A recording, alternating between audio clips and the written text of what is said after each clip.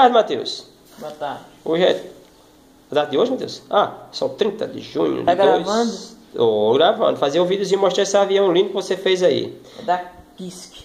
Da Kisk. Ele agora tá botando nome nas companhias aéreas dele. Isso, Gire. É isso que eu quero mostrar em todos os anos. É um jato médio.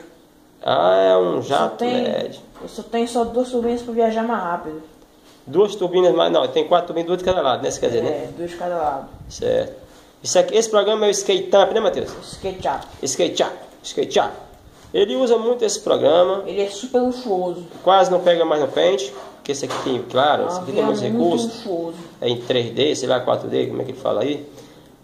Só que ele tá baixando esse programa no computador e, apesar do computador ser até bom, com 6 GB, não sei mais o que, placa de vídeo, ele embarreirou o computador, porque ele baixou uns programas muito pesados aí.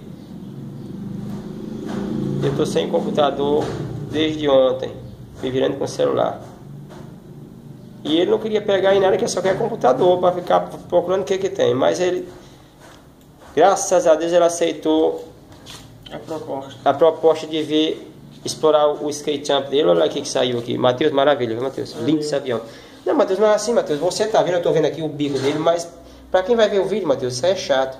Mostra o avião que você está mostrando nesse instante, vai. Vai, recua lá, bota lá para trás, pronto. Pronto, agora eu botei ele de frente para a gente ver as 2 turbinas de cada lado. Isso.